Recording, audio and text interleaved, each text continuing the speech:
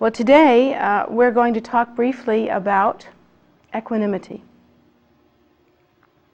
How to practice equanimity, how one should consider equanimity, how it can become a part of our focus and how it can become part of our practice, really where it fits into the scheme of practicing Dharma. When we practice Dharma, there are several different ways that we can practice Dharma, and most especially there are three different main vehicles of Dharma. One is the first teaching that Lord Buddha gave, the Theravadan or Hinayana point of view. And in that point of view, Lord Buddha teaches us to attain the egoless state, that is the actual cessation of suffering, to attain the egoless state. And from that point of view, in all of his teachings that came after that, he built up from that point of view. For instance, the Mahayana point of view, which is commonly associated with the second turning of the wheel, Lord Buddha then emphasized the accumulation of meritorious activity. And the accumulation of meritorious activity should not be understood as something that distinguishes or is different from the attainment of the egoless state, in that one is not separating oneself from that first thought, but in fact the attainment of meritorious activity through the activity of the active practice of compassion is a development of the teaching on the egoless state, in that when one practices selfless activity, when one considers all sentient beings to be as important as oneself, and when one considers the welfare of all sentient beings to be as important as one's own welfare, one is then actually practicing and ultimately attaining the egoless state, but simply uses a different method. And it's not such a different method, actually. If one understands the essence. If one looks at the practice, it seems to be different. But if one understands the essence, it really isn't so different. In the Mahayana view, one is encouraged from the start to develop a sense of equanimity about all sentient beings.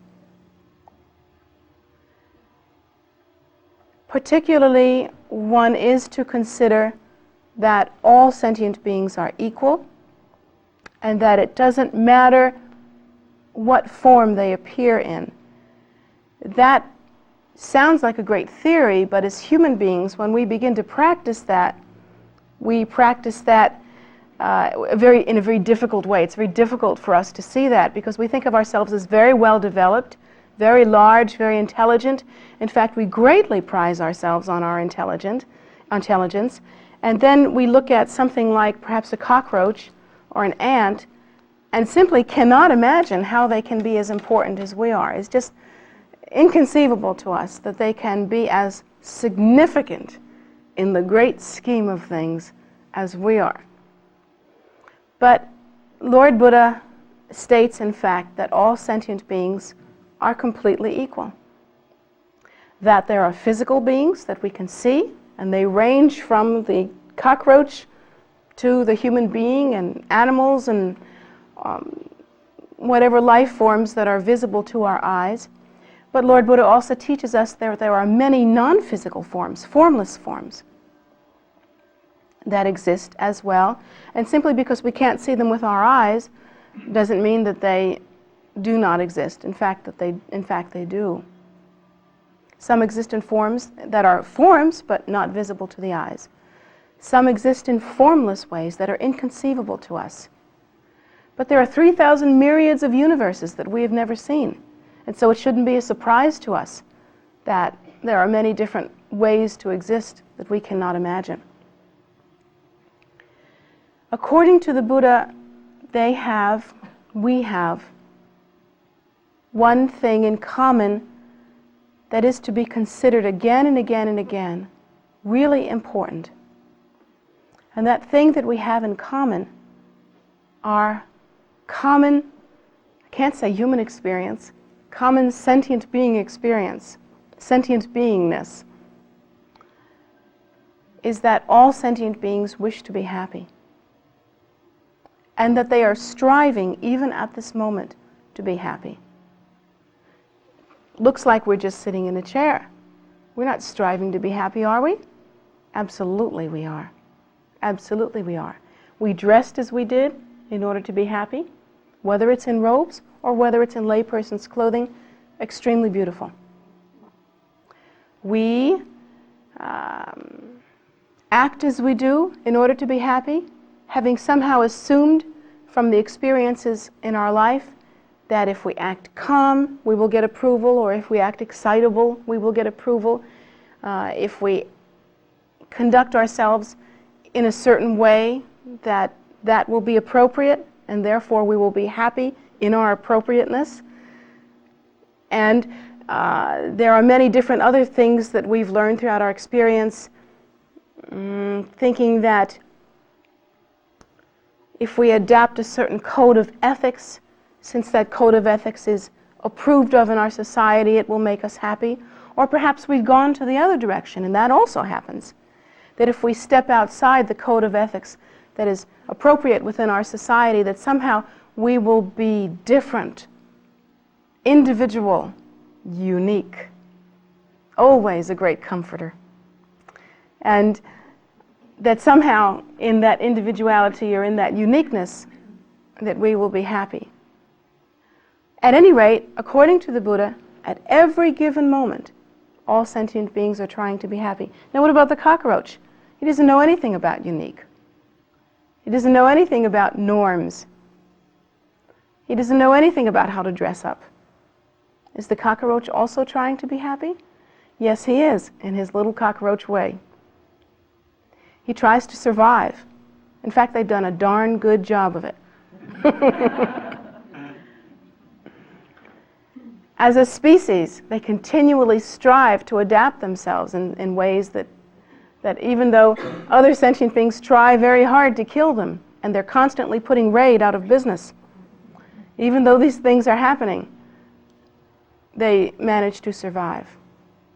They have certain characteristic behavior that seems to be instinctive, but that instinctiveness has to do with survival and actually has to do with the organism's desire not to change, but to remain stable. And that desire is a form of reaching for happiness. No organism likes to face chaos. No organism likes to face death. All organisms wish to remain stable, at least to a certain degree. And that wish for stability is the desire for safety and happiness.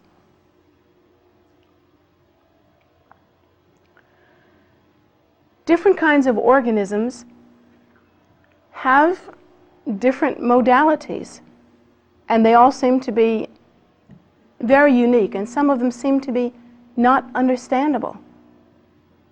For instance, I read a story about a small insect called a midge. And I don't know much about insects, so I hope I'm getting this right, but I did read that the midge hatches its eggs inside of its body, and then when the eggs hatch, they actually consume the inside of the mother, and they become like a parasite, and that's how the mother dies.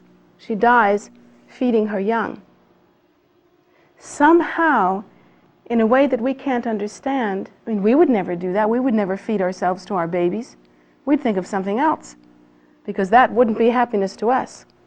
But somehow, in the world of the midge, that is the way that that species has chosen to survive or has developed as a means for survival. And somehow, for them at least, it means safety and stability in some way that we can't understand. And even the midge is trying to be happy. So from that point of view, and the Buddha also teaches us that their life means as much to them as ours does to us. Now we think we can understand that in theory, and yet how often do we swat a mosquito that's trying to bite us? I mean, all the mosquito's doing is trying to live. He just wants some blood because that's what he eats. but we think it's somehow okay to swat that mosquito so that he won't take a little bit of our blood. Do we really understand when we do that, that that mosquito's life is as important to him or her as ours is? I wonder how well we understand that. According to the teachings, therefore, if we are to understand that all sentient beings are equal, and that we have in common that we are all striving to be happy, and especially that to each of us, whether we are in the form or formless realms, to each of us, our lives are very precious, and we long for our lives, and we long for stability in our lives. As Buddhists, we are taught that we have to respect that we have to understand that in the language of the cockroach, the longing for his own life and safety are as important as they are in our language to us as humans. And so we are equal. We are also taught that inherent within every single form of life, and please excuse the terminology, don't think that by that I'm excluding the formless realms, because it's also true in any formless kind of life. Inherent within each life form, all sentient beings have within them the potential for Buddhahood. The seed of Buddhahood, it's called a seed. And it's very much like, if you, in keeping with the season, if you look at apple trees after they get their blossom, when the blossom falls off, you have something that's like almost a little wart at the end of a branch. It's tiny, tight little green thing. You can't possibly look at that and think it's ever going to be an apple. I mean, not the red juicy thing that we eat. And yet, that little bump at the end of the branch where the blossom used to be is the hard seed that has within it everything necessary to become an apple, other than the appropriate catalytic circumstances. Time, sunshine, seasonal influence, these things. But everything's there.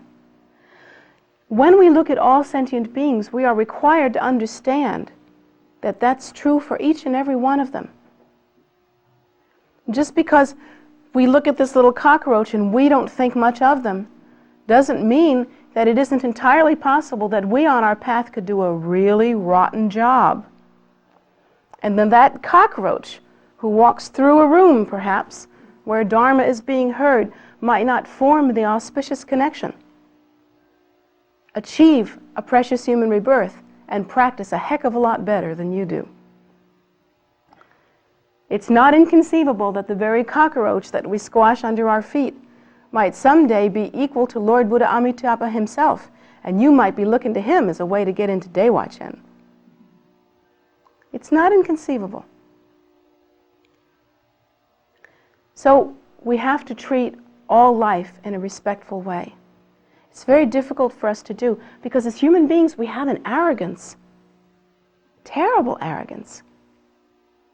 In fact, I'm always talking to vegetarians, and mind you, I greatly respect vegetarianism. But it seems that vegetarians like to argue a great deal, and in fact they get very prideful about their situation. In fact, they can get unbelievably prideful about their situation. And I've had vegetarians come up to me and say, how can you even think that some Tibetans, for instance, will eat meat because, even though they practice Buddhism, because in Tibet there was very little vegetation, and one could not grow vegetation to any great extent. So Tibetan lamas will eat meat and sampa. So vegetarians have actually come to me and said, how can you possibly think it's acceptable to eat meat? As a Buddhist, how can you possibly consider that? And of course I would explain to them that on the Tibetan plateau, vegetation does not grow very well. Or if it does grow, it grows for a very small portion of the year and is very difficult to keep. And of course they can understand that intellectually, but still they think, how can you possibly be accepting of that? And I explained something that I have heard, that Tibetans on the high plateau that can't grow any vegetation actually look down at the farmers on the low plateau, because they think that if we were to grow, for instance, a carrot, just a simple carrot, when you grow a carrot, there are all sorts of minute, tiny little microscopic organisms that grow around the carrot and actually live in the soil. And in a whole field of soil, there are uncountable billions and billions, uncountable numbers of tiny organisms that live within that soil. So that if you plow up that soil to grow a field of carrots, you're some sort of barbarian. That you've really hurt all these tiny organisms who are the same as a yak that one might eat. In fact, we can live on a yak for almost a whole year if we dry the meat properly, but you have to kill billions and billions of organisms simply to grow one carrot. And so they look down at the vegetarians as being barbaric. It's an interesting thought, a matter of perspective. But the actual teaching that Lord Buddha gave is that while one should not kill, one should also be respectful and mindful that all life is exactly equal, equally precious, equally rich with potency, and should be considered as being absolutely on par with one's own self. While this is not a discussion on vegetarianism or on the benefit of meat eating, I'm not taking sides on that one way or the other. I am saying for absolutely certain that these are the teachings. As human beings, we have such difficulty with that. In fact, as human beings, we have great difficulty even considering all humans to be equal. I've had shocking experiences where people that I know are very kind people who would literally give you the shirt off their back, would do anything for you, are loving, wonderful, warm people. People who are actively engaged in trying to help others. I have seen people like that flip the coin and say, people who are in jail deserve to be there, period. Or have some kind of attitude about maybe Asian people, or black people, or white people. Or, in my case, I've met with lots of people that have attitudes about Italian New Yorkers. So we have all of these difficulties that we store within our minds, and even though we try to practice this teaching on equality, we find that, in fact, we have all sorts of prejudices within us. The Buddha teaches us that we must definitely root out these prejudices and go so far as to rid ourselves of the tendency to lay blame under any condition or to find fault under any condition. For instance, by the time you get to be my age, I'm 40, I don't mind telling you, by the time you get to be my age, you've got some real prejudices about things. For instance, you think that some people are your best friends, that consistently they'll do anything to help you, and you've really gotten a lot of good result from a certain friendship.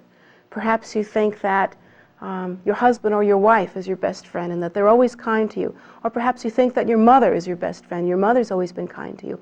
Or perhaps you think that definitely not your parents are your best friends, but only a certain friend that you met 2 months ago is your best friend and they're kind to you.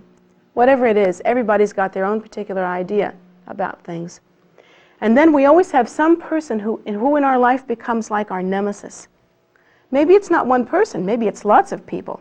Maybe we have a whole series of people who are our nemesis. Maybe it has become our habitual tendency to make people wrong in order to get through our lives. That often happens. Certainly happens into very ordinary and very well-meant people.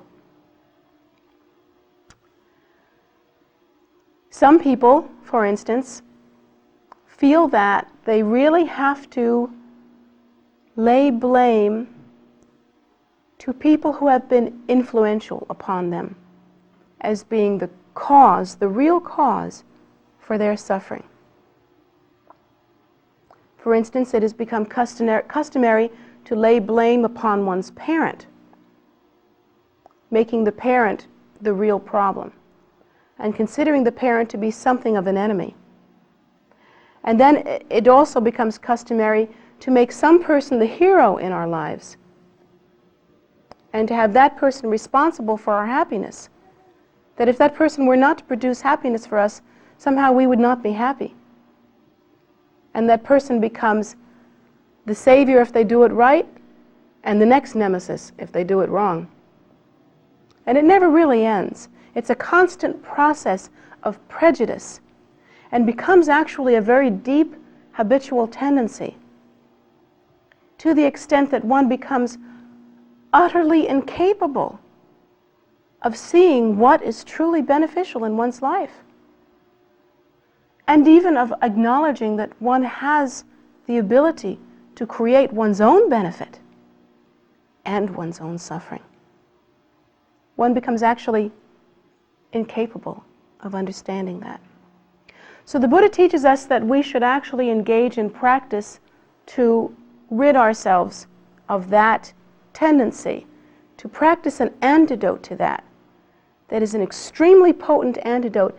And wherever you find yourself practicing on the Mahayana vehicle that the Buddha has taught, you will find that it is required for you to practice in this way. So it's something that is a very basic teaching, and yet it's something that one practices until one reaches ultimate enlightenment. It is that important. And that is the practice of equanimity. Literally, we are required to think of ourselves as we are in our natural body and with our natural characteristics. And we should actually think of the fact that all sentient beings are suffering, and that we ourselves are suffering, if not from actual circumstances such as poverty and loneliness and sickness and those kinds of things. We should realize that all human beings, and we are right now human beings, that all human beings suffer from old age, sickness, and death. We can't get away from that. We all have that at some point in our lives. And we all suffer from impermanence also, in that even if we are happy at the moment, that happiness tends to be impermanent, tends to change. We suffer from the suffering of change. And that being the case, we think of ourselves with our current circumstance, and we think, I would like to be free of that. I would like to attain the state beyond suffering. I would like to attain the state of bliss, the state of the cessation of suffering. So wishing to attain that, we think, according to the Buddha's teaching, how must that be done? That must be done then by achieving enlightenment, because so long as one is involved in cyclic existence, the constant cycle of death and rebirth, one is always facing old age, sickness, and death. One is always facing the suffering of impermanence, in that all things within that cycle of cyclic existence are impermanent. They are ever changing, and they are transient. One cannot bank on anything in cyclic existence. So what we wish to do then is to attain what in the Buddha Dharma is called the thus gone state, or the state beyond suffering. We wish to cross the ocean of suffering and achieve the precious state of awakening to our own true nature, which is the state called enlightenment. So thinking that we wish to do that, we visualize in front of us those Buddhas and Bodhisattvas that have themselves attained that precious awakened state. We visualize them in the sky in front of us, and we think of the lamas of the lineage who can come and teach us the method to attain that precious awakened state. And we visualize them, and we consider them to be our hope. We consider that we will depend on them in order to attain that state. Then we take the thought further and think, not only are we in this predicament, not only are we in this situation, not only are we wishing so much to be happy and to be completely free of any form of suffering, but we look around us and practice seeing that everywhere we look, there are sentient beings as vast as space itself, uncountable numbers, both visible and unseen, that have the very same wish with the very same strength, the very same real passion to be free of suffering and to know true and permanent happiness. So we think that everywhere we look, seen and unseen, there are uncountable numbers in the same situation. And so we visualize or try to imagine that they are standing in front of all of these Buddhas and Bodhisattvas as well as we are.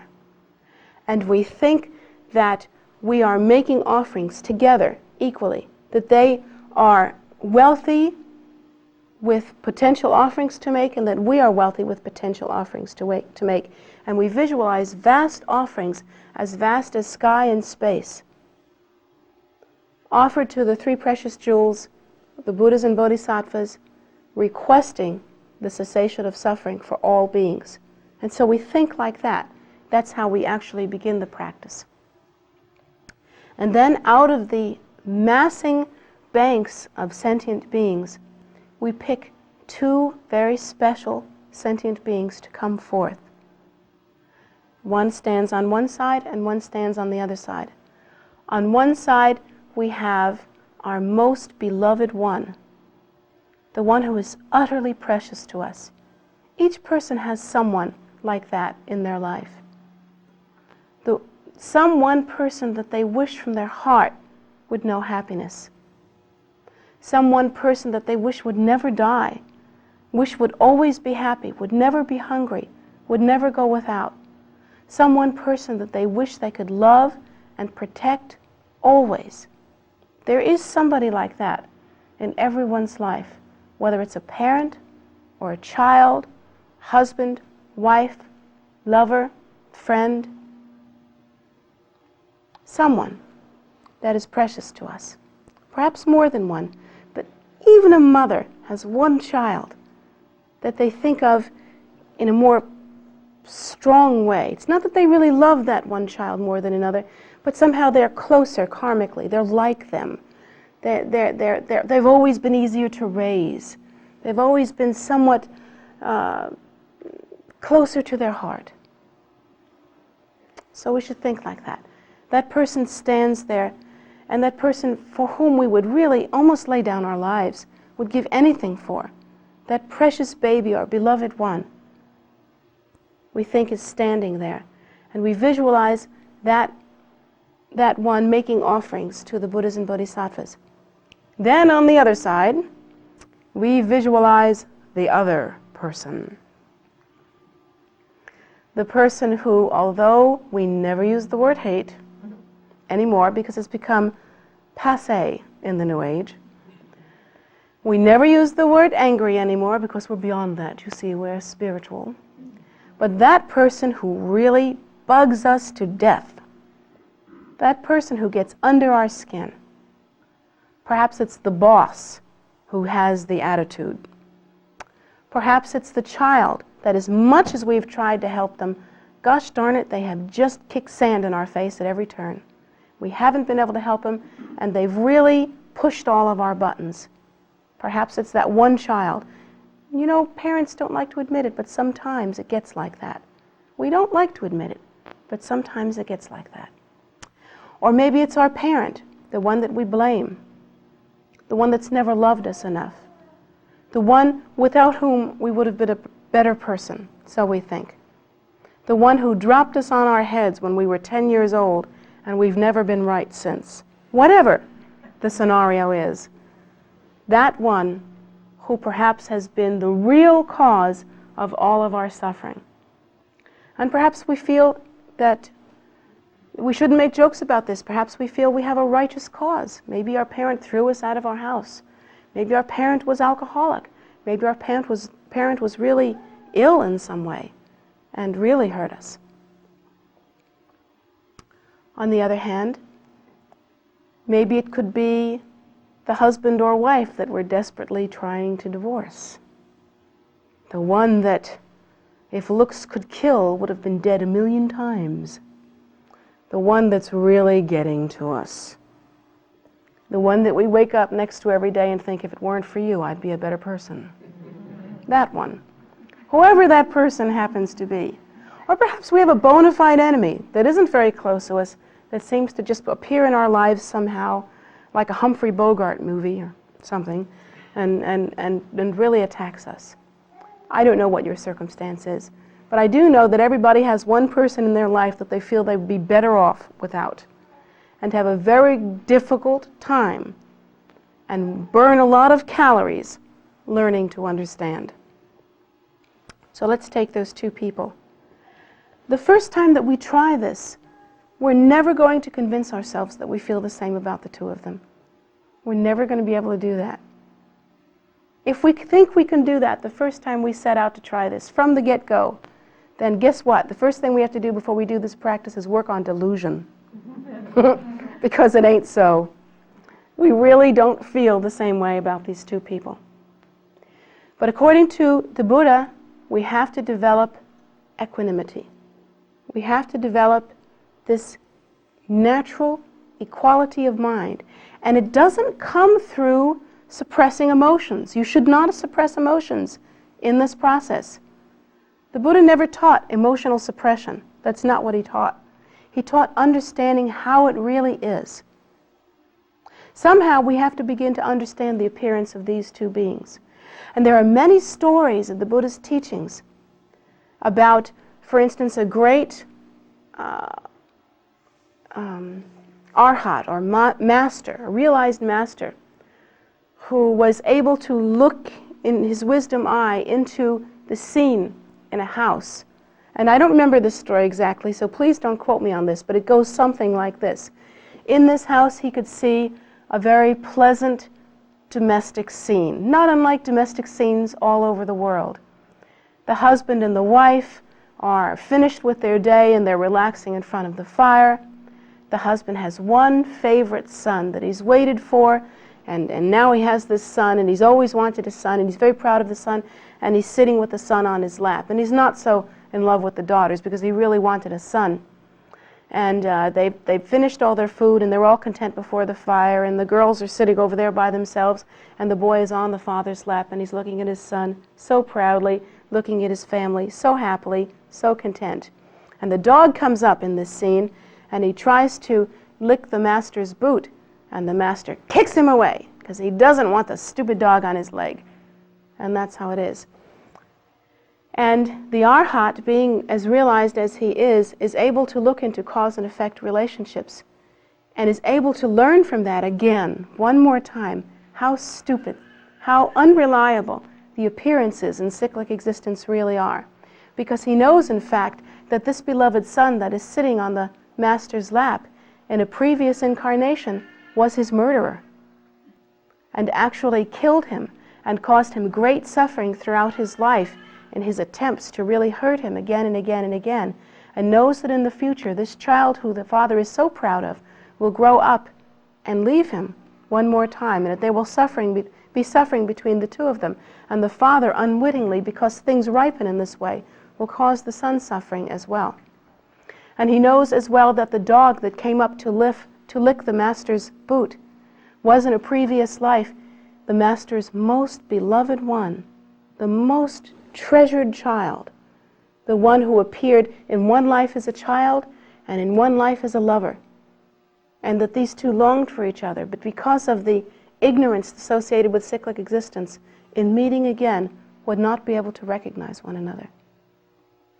Knows also that the two daughters were servants of the master, and that they served him long and well through long illness, took care of him, and deserved better than what they were getting, and that suffering would come from the lack of recognition in that relationship.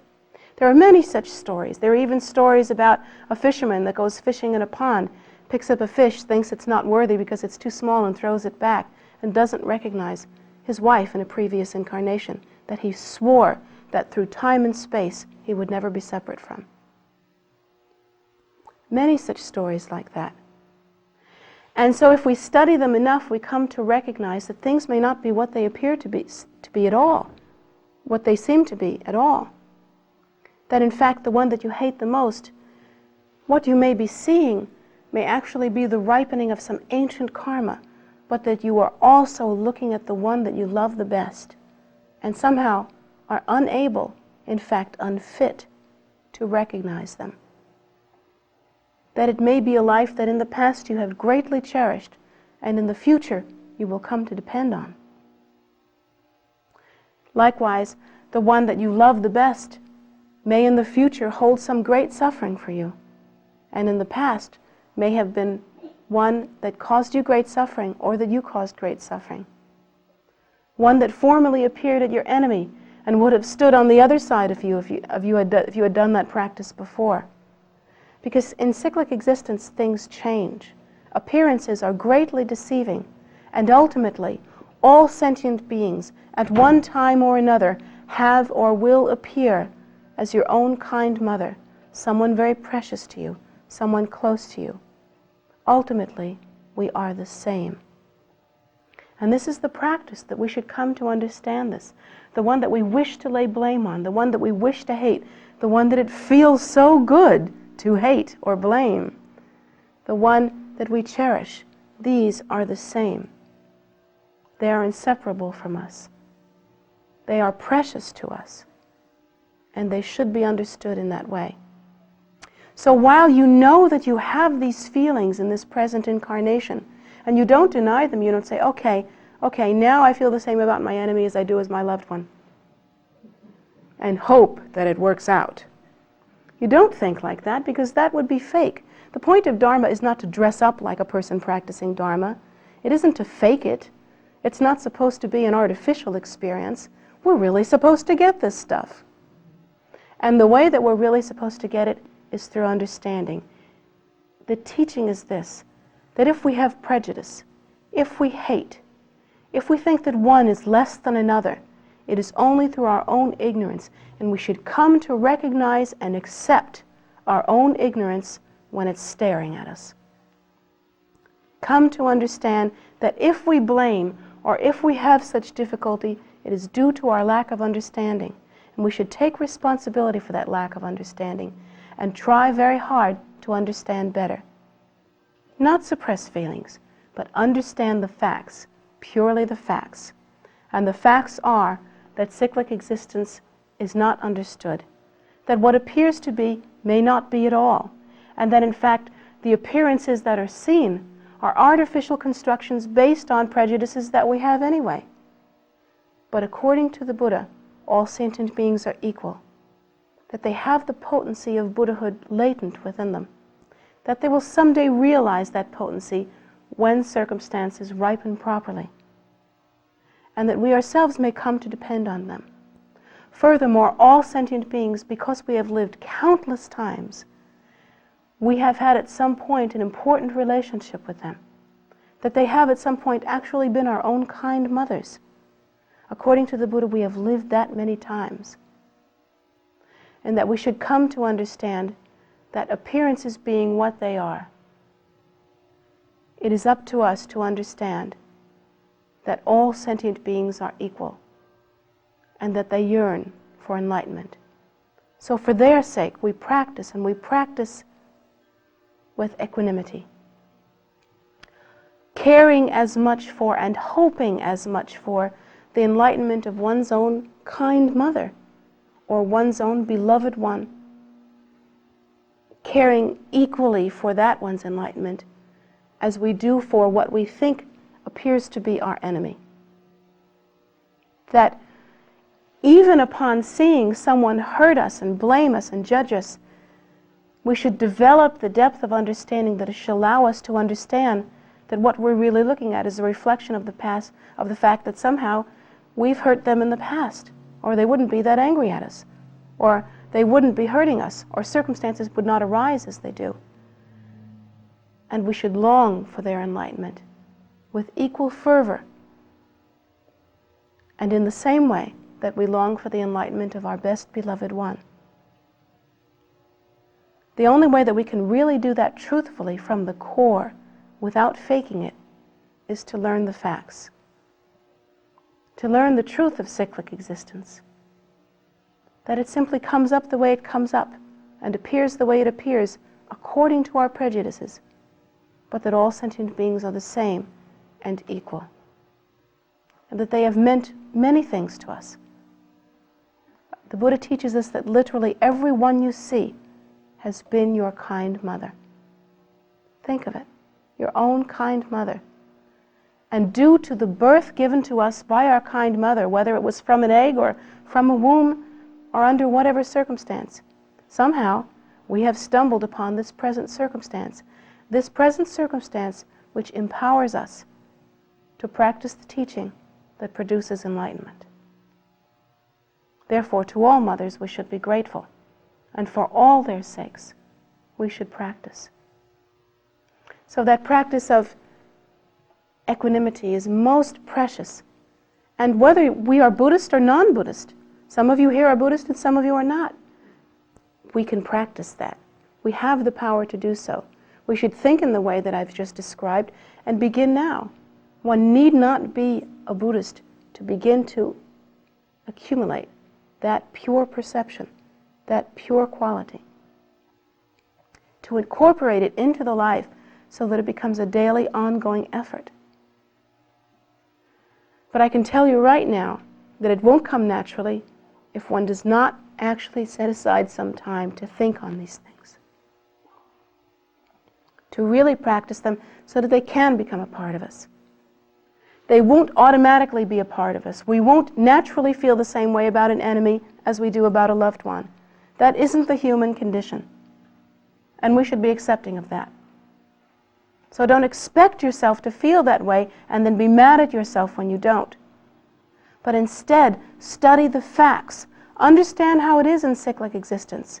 If you do that, if you sit down and contemplate equanimity in the way that I've described, and do the visualization of considering the enlightenment of all sentient beings to be equally, gradually, over a period of time, the circumstances that arise naturally in one's life will change. Enemies will become naturally more benign because you've cared for them.